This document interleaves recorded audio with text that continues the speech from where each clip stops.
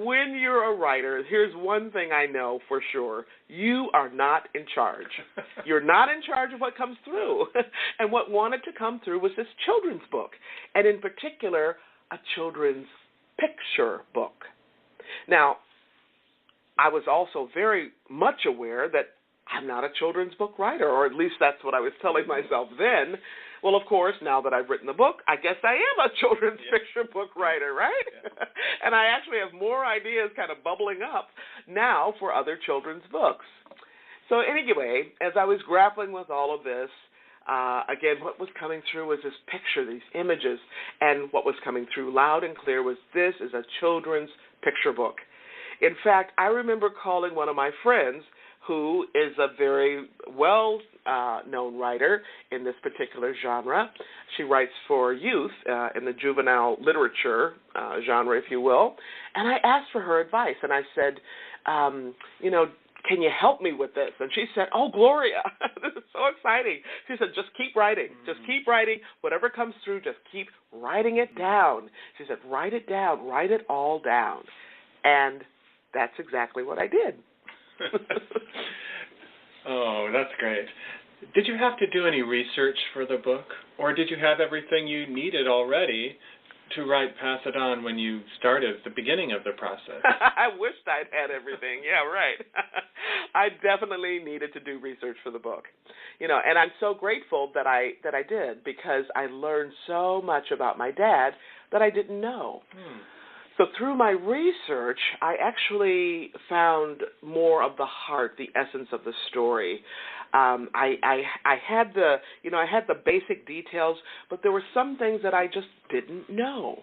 And the things that surrounded my dad as a young boy, I wasn't there, right? I wasn't even born yet. Right. And so, of course, I had to do research. Well, tell us more about that research.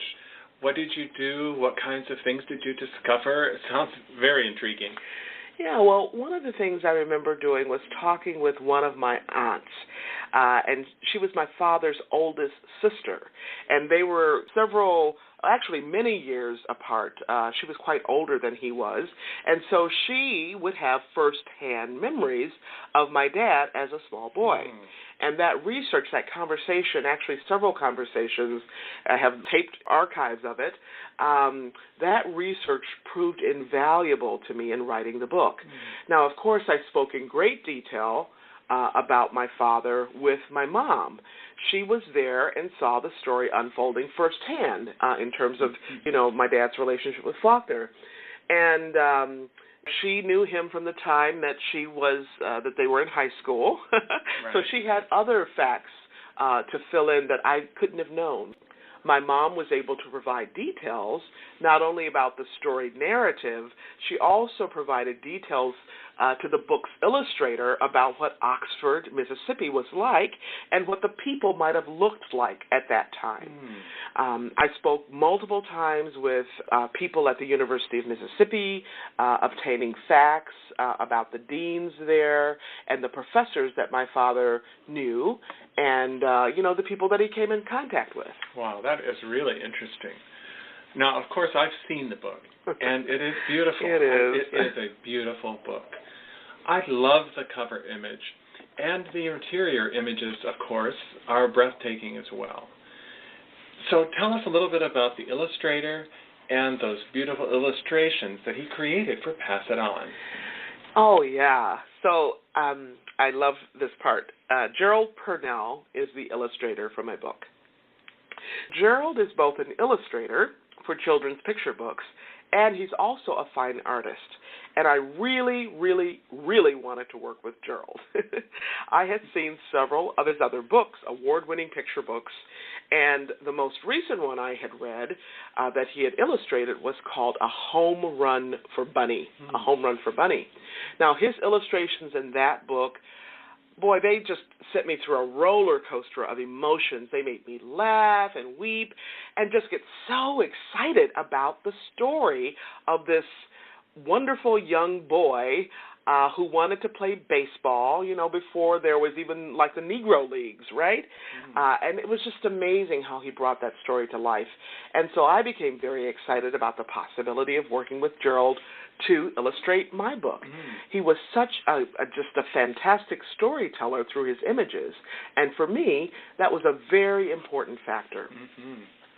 Now, Gerald actually worked on the illustrations for months, and I believe that they are just exquisite. When I showed my mom some of the early illustrations, now these were pencil sketches, she stopped in her tracks and she said, "Oh my goodness." They just reminded her so much of her younger years growing up in Mississippi, in the South, right? And being married to Dad and living there.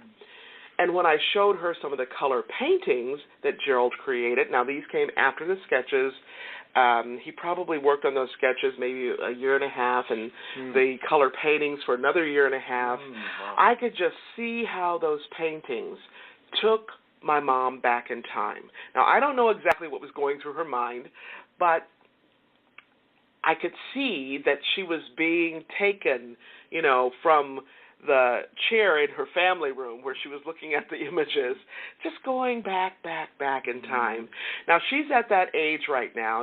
She's in her middle 80s, and she's beginning to lose some of her memory. But I could see that when she looked at those images and they took her back in time, I could tell she was actually remembering those times. And she looked at me with pure love in her eyes.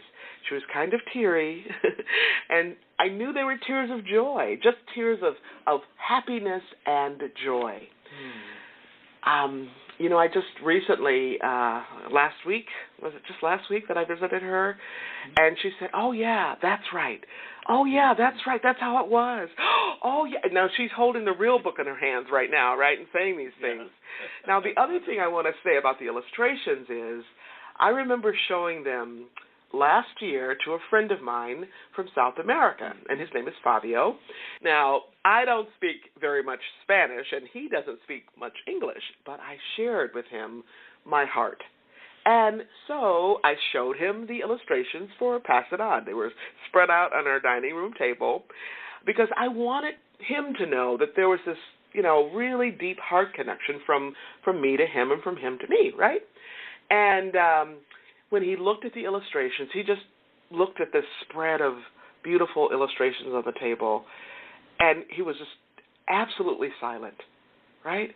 But when he looked at those illustrations, you could just see this, I'm going to call it this shock of recognition and of joy and wonder and excitement and deep connection.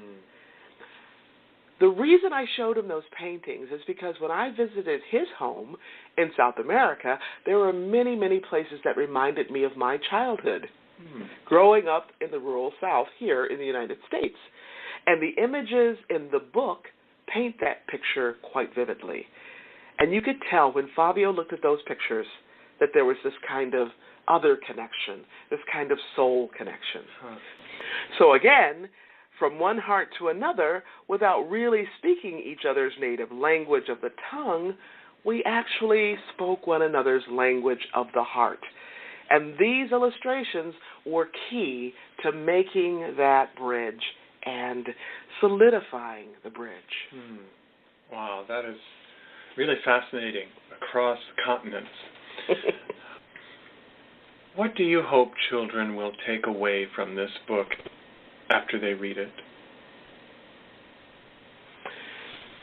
John, when I read this book to young students in schools, they immediately get the heart of the book. I mean, you can hear a pin drop as I read and as I share the pictures.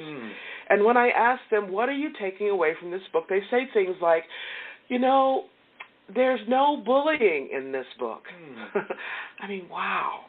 And sometimes I hear there's so much love in this book. They really love the part of the story where I tell how my father met my mom in high school and they fell in love, right? They kind of wiggle and giggle. And they say there's so much love and kindness and respect for other people.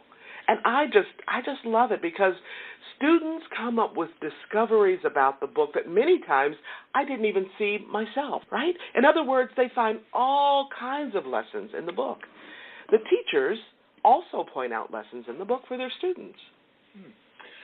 Have you found that Pass It On appeals to adults as well as young people as well? Oh, yeah, absolutely. I mean, we call this a children's picture book because that's how the bookstores want to sell it, right? Right. But I call it a children's picture book for children of all ages. Yes. Because its appeal really does cut across every single age group. One of my dear friends says, it's a book for ages 2 to 102. Yes. She's very sweet, but it's really true, I don't know of anyone of any age who doesn't find something of sheer joy, beauty, and wonder about this book. Yes. I remember earlier this year, I was in a restaurant. You were there with me, and this was when the book was still in the final illustration stage, right? And for some reason, I don't know why now, but I had the illustrations with me, and at a nearby table was a couple with a young child, maybe, I don't know, about 2 years old. I know they weren't really talking yet, and maybe a word here or there, but just not talking yet. And I remember I was fascinated with a young child, and so I held up a few paintings, and that little baby was just, she was just transfixed. She was smiling and clapping her hands, and you can just see how she resonated with the depth in the paintings. I mean, the lovely, marvelously beautiful images in the book. So back to your original question about my illustrator, I think Gerald Purnell did a phenomenal job. Absolutely masterful. I agree, Gloria. I've heard feedback from adults who've read Pass It On that the story is particularly timely. So what is it about your father's story that makes it so relevant today? Well, that's a great question. I started actually writing the narrative for the book almost 20 years ago. I mean, think about it. And it was relevant then, that's right. to be sure. And I think it's even more timely now. And actually, this is a universal story. It's a timeless story. Yeah. But right now in our culture, in our society, I'm going to say in the world, there's so much disrespect of others. There's so much, I'm going to say, a lack of even acceptance. Forget about tolerance. There's a lack of acceptance. There's also misunderstandings, and there's so much, hatred and animosity. And I think that this book cuts across not only age groups, in terms of the age of people, but it also cuts across and through the ages, if you will. Like I said earlier, it's a timeless book. It's a universal story. The timing for this book is absolutely right for this particular time in our world history and our global history. And I say that because this book is about so many different aspects of love and compassion and kindness and generosity. And most of all, it is about the human spirit. Yeah. There is something about the human spirit that is absolutely indomitable. This is why we're here. This is what we're made for, right? To be ambassadors of the human spirit. And I just think that this is what we're meant to be here for as people on the planet. Yes. So this story took place many, many years ago, but the essence is, like I said, timeless. It's about seeing into the heart of each other, seeing past these, so-called divides, these superficial differences. And in this case, it's the differences of race and class and socioeconomic level.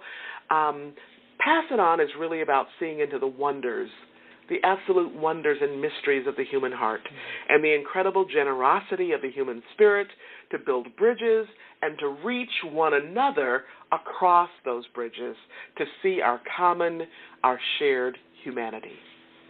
Excellent, Gloria. And that is so important. That is so important. Is there anything else you'd like to share with us about your children's picture book, Pass It On? Actually, yes.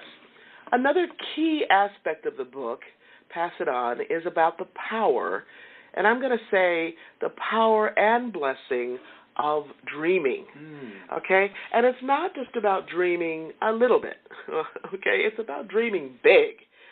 The reason I think that this is one of the important elements of the story, not only is Ernie, the small boy in the book, a dreamer, okay, but I believe Faulkner is as well, and that dreaming